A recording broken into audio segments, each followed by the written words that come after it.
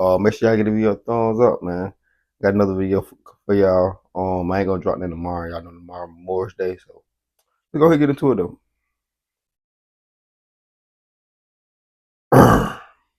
On a sunny afternoon in the summer of 1953, a young woman named Anne stood in the middle of a huge sugarcane grove in an isolated forest in Papua New Guinea.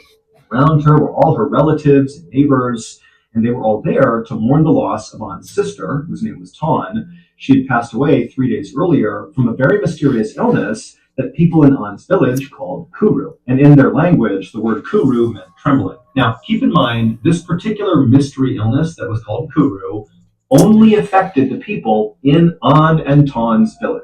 This is like a hyper-specific illness that only happened inside of this little forest to these people. But An and the rest of the people in her village had seen this happen over and over and over again every year. And so they knew what happened when you got Kuru because it was always the same.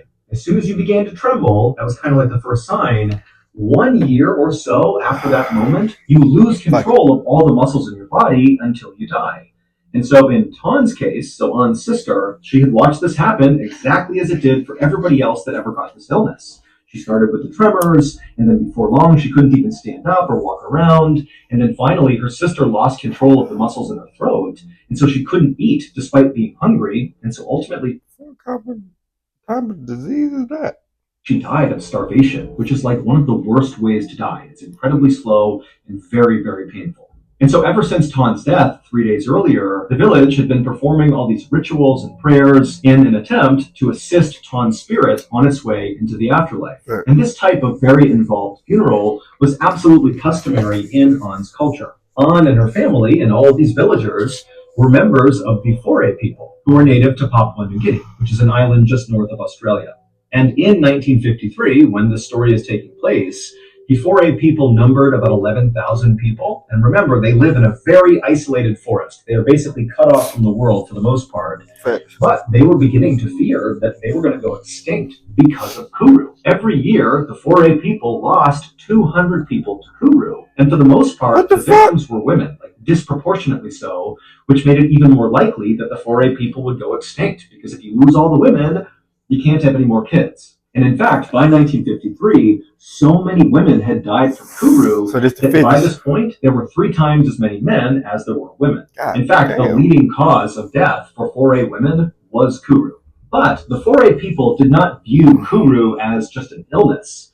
They actually viewed it as a curse. In fact, that was completely accepted that that is exactly what it was. This is not like getting the cold. Somebody did this to you, like a sorcerer somewhere, some unnamed sorcerer that's like coming into the forest is targeting these women and cursing them with Kuru. And so the Foray people put on these really elaborate funerals, mostly to ward off these dark magic sorcerers that were casting Kuru spells. And so the Foray people believed that if they just nailed the funeral procedure for somebody who has just died from Kuru, the kind of 3-day long, all these rituals and prayers they have to do, if the village is able to nail it perfectly, then the deceased who's passed away from Kuru, so in this case, An's sister Tawn, her spirit, as a result of this perfect funeral, would be able to kind of rise up and actually seek revenge on the sorcerer who killed the person. And so these funerals were basically like kind of taking the dead, rising their spirit, and sending them off to go kill the sorcerer. And so An and the rest of her villagers, they went through this very elaborate process for An's sister, Tawn, and at the end of it, they did feel like they had really nailed it. So they felt confident that Tawn's spirit was going to rise up and get her revenge. A few weeks after An's sister's funeral, An was standing over an open fire, and she was cooking some pork and sweet potatoes. And as she went to flip the meat over, she reached her hand out, and she noticed her hand was trembling, which is the first sign of someone with Kuru. Now, An told herself that, oh no, I don't have Kuru. It's just because I was working really hard today, and I'm tired, like that's all it is. But she knew deep down she may have been cursed. An did her best to kind of hide her trembling hands. However, after about a month from that first time she noticed her hand shaking, she noticed she wasn't really able to stand up without kind of losing her balance because her legs were starting to tremble. And finally, when she basically couldn't even stand up without assistance, this is again only 1 month after that first tremble, she knew. But what is this disease? And An already knew that there was absolutely nothing anybody in her village could do to stop this from killing her. Kuru was a 100% death sentence. And so if you got Kuru, You did. it's like the whole village just began prepping for your death because they had to be ready to do this big ritualistic funeral. And so imagine that. You have this mystery illness or curse or whatever you want to think it is, Fact. and you're just counting down the days until you die. But for An, even though Why would I she'd want to seen do this that? happen so many times before and just kind of knew there's nothing she Well, could damn. do, she couldn't stand the idea of having this horrible, slow, painful death. And so she decided, you know what?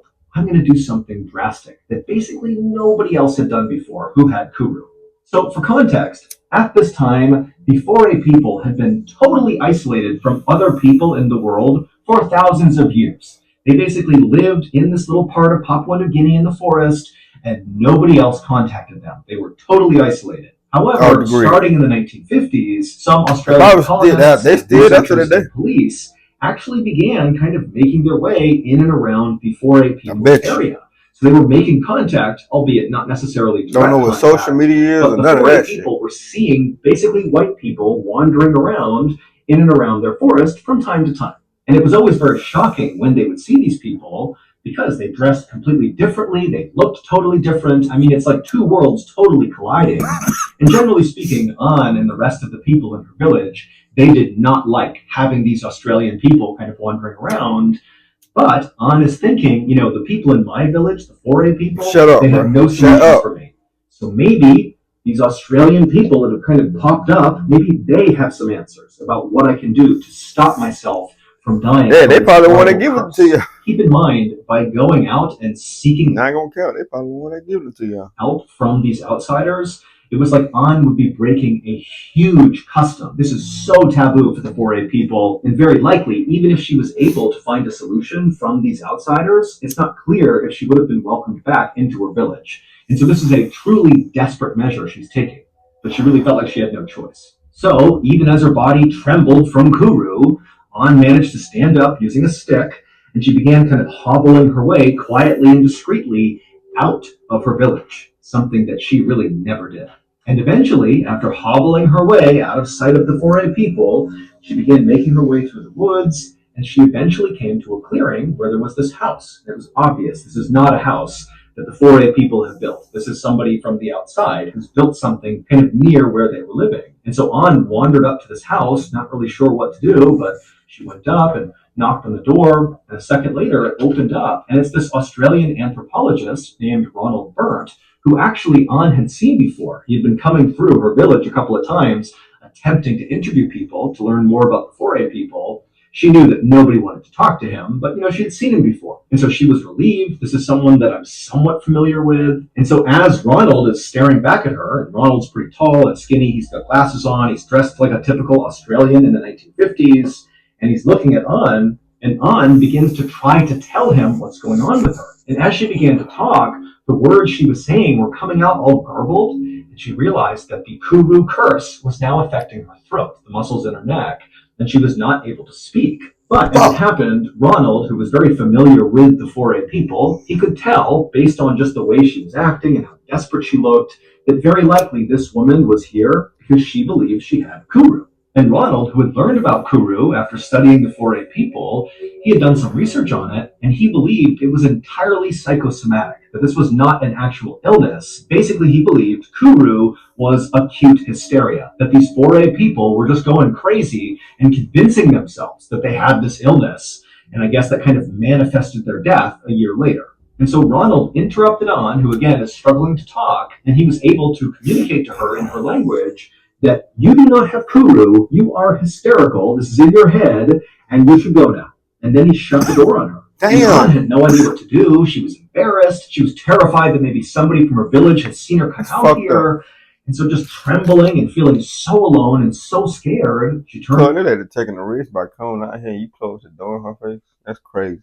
Around and just went back to her village. 9 months later, An's condition had severely deteriorated. That's crazy, Kyle. She basically was following exactly the process of every other person she had seen with Kuru. She had lost virtually all the control of her body. She could barely sip water. She was feeling absolutely horrible. I mean, she knew she was closing in on death. and she had not gone back out to try to get help from outsiders. That interaction with Ronald had kind of destroyed her hope, and so she did go back and just was kind of waiting to die, just like everybody else in her village. At least she had somebody else. On, the physical symptoms of Kuru that she was experiencing were undoubtedly terrible, but they were not as bad, at least to An, as the other side of Kuru. So in addition to referring to this curse as Kuru, which meant trembling, sometimes Foray people would refer to this curse, this illness, as the laughing death.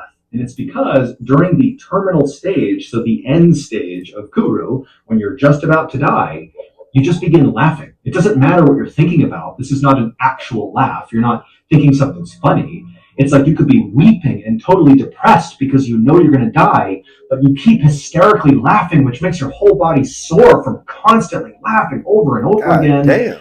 And An was beginning to experience that. She would be weeping and laughing at the same time. And think about this. Everybody else who's in the village, they know what this means. So their preparations for her death are only getting more and more ramped up. They're getting ready for the big ritualistic funeral they're going to give to An. And so An, as she's hysterically laughing, is fully aware that everybody's just waiting for her to die. And finally, just a few weeks after she had begun the laughing side of Kuru, An would pass away, almost exactly 1 year from when she first noticed the trembling in her hand when she was cooking over that fire.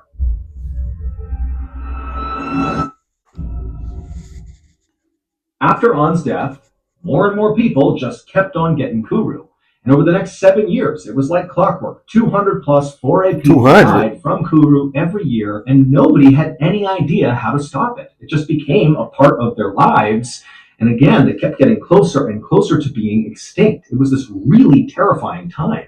7 years after An's death, so in 1961, a medical anthropologist named Shirley Lindenbaum was sitting in her office at City University in New York reading over old scientific articles. And as she was just kind of flipping through them, she noticed there was an article from an Australian anthropologist named Ronald Burt, the same guy who had turned An away and told her, no, you don't have Kuru, that's not real, it's psychosomatic. And in this article, Ronald outlined these symptoms that the Foray people were exhibiting that obviously were not real. They had tremors, loss of muscle control, and huge mood swings, but Ronald was like, it's all in their head. It's not a real disease. But to Shirley, as she's reading this, she's thinking, why has Ronald decided this has to be psychosomatic? These symptoms seem like a real disease, like a neurological condition. Something must be attacking their brains, causing them to have these symptoms and then die. But when Shirley, just out of curiosity, began to do some additional research on the Kuru disease, or whatever you want to call it, she discovered that there was basically no real research other than Ronald's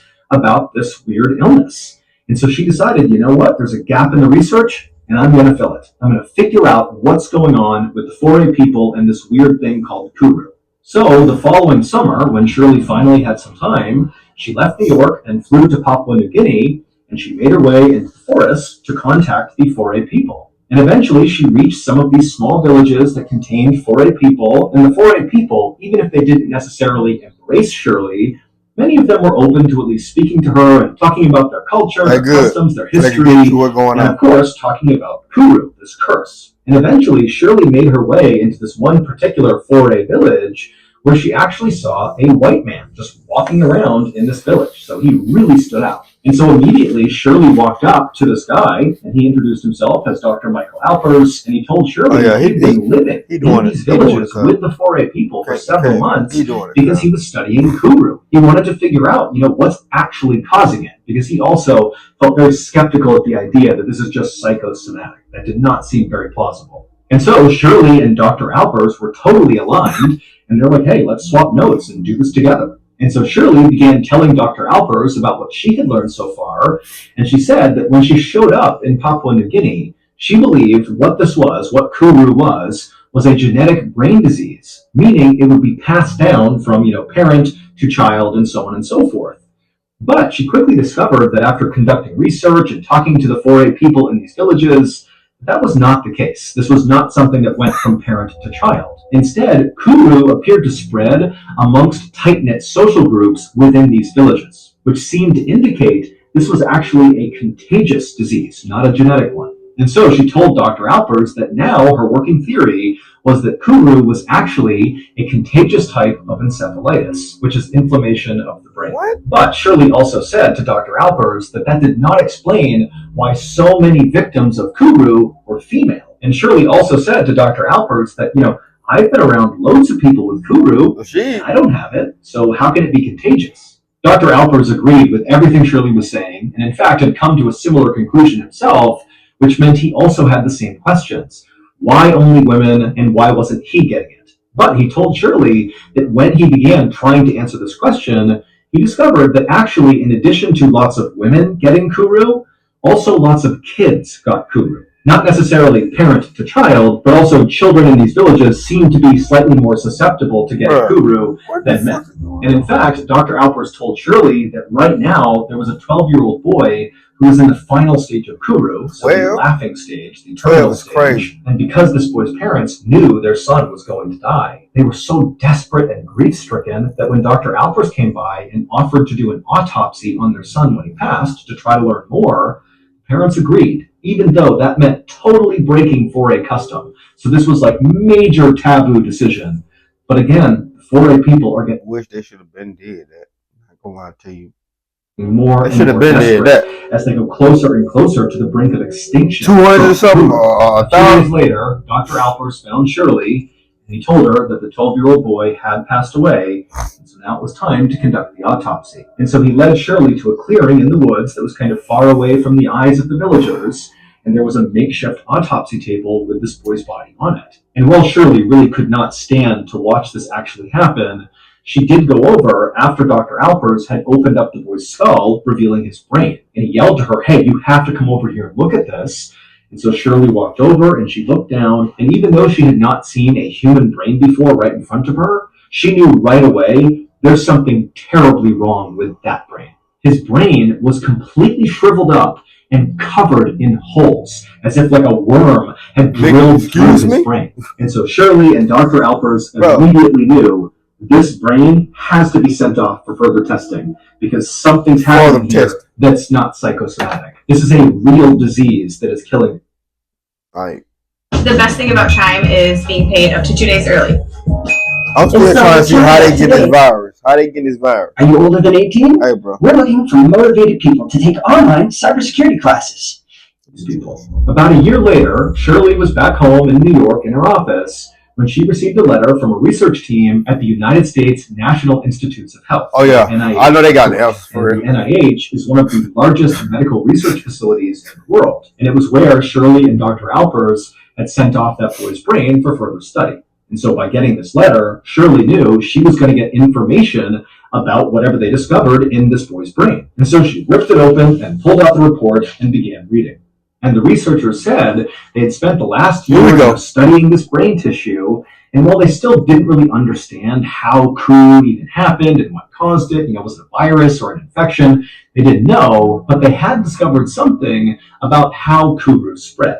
During one of their experiments, the NIH researchers had injected some tissue from this boy's brain into a chimpanzee, and very quickly, that chimpanzee developed Kuru. And so this told the researchers that yes, Kuru was contagious, and it spread through infected brain tissue. But how one person's infected brain got into another person's brain was the big mystery. But at least they had found something. But as Shirley read this, because she had done all that research when she went into the forests of Papua New Guinea and spoke to all these 4A people, she had learned a lot about what they did on a day-to-day basis and what their various customs and rituals were, and she actually knew exactly how something like this could happen, something that only the 4A people were doing.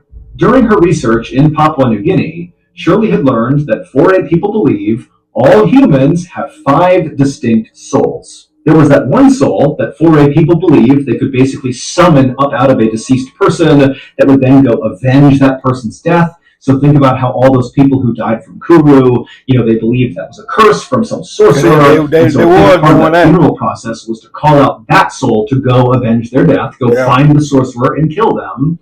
But that was just one soul. There were 4 others. And of these 4 others, there was one called the Quila, which was the most dangerous. Quila meant flesh in the 4A people's language, and this soul was like a manifestation of death and decay, because that's what our flesh does. It just kind of gradually dies all the time. And so they looked at the flesh as being a really bad thing. And so they believed after someone died, their flesh needed to be stored properly. Otherwise, it would pollute the air and cause more death and decay for other people that were still alive. And the safest place, according to the 4A people, for the Quila to be stored, so human flesh, was inside of a woman's body. And the reason for this is 4A people believe women's bodies are much more resilient than men's, and so if anybody could withstand holding... So they caught this by eating each other after they done died. That's why it keep going on. Basically. That's what you're telling me right now. I hope that ain't what he's saying. I hope I just got this wrong. That's what I'm getting out of it. Inside of them, it would be the women. But there was a very specific process that the 4A women had to follow in order to kind of put this Quila inside of themselves. And multiple 4A women had explained this bizarre process to Shirley when she was out there talking to the people in the village. The way it worked is a few days after a 4A member has passed away, this huge feast is prepared. Except the feast only consists of the Quila.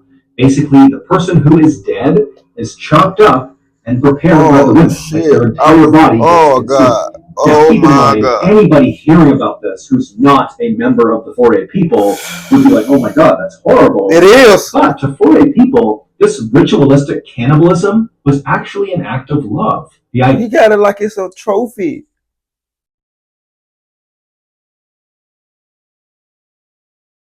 The idea was by having these women consume the Quila, consuming the dead person, you're protecting the living because you don't want the Quila out and about polluting the air, and you are respecting the dead.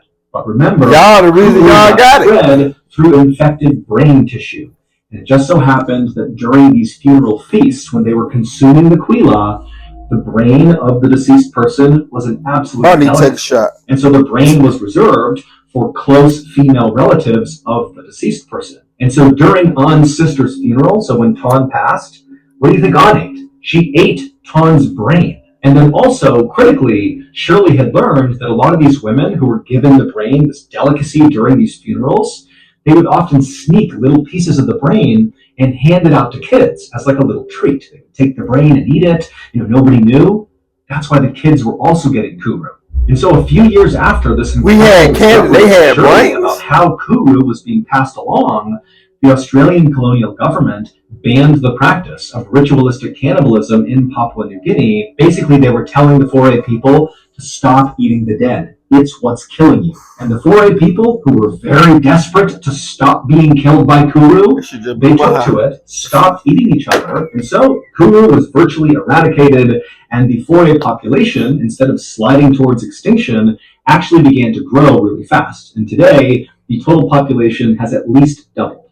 And also, just to close this out, one final note is it took to actually figure out what was going on inside of these people's bodies when that meant a lot of people died. Because back in the 60s, when they figured out how not to get Kuru, nobody understood what was happening. It was just like, don't eat other people and you'll be okay, but that's all they knew. And while the process in the human body that caused Kuru remained a mystery for many decades after Shirley's discovery, in the 1990s, researchers did finally figure out what's actually going on.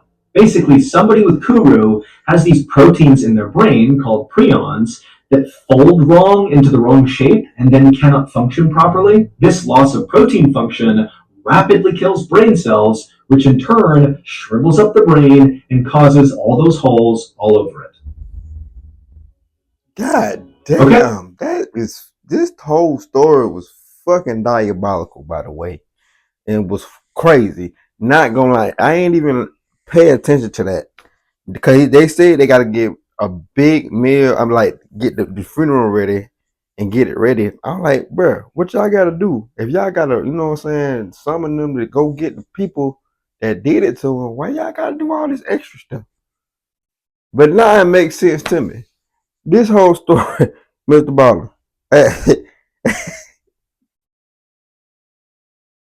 Had me thinking it were other people, and they the reason they got the damn drivers. That being said, man, see y'all on the next video I'm finna do, man. Make sure y'all like this video, subscribe if you're new. let's go ahead and get into the next video, cause yeah, man.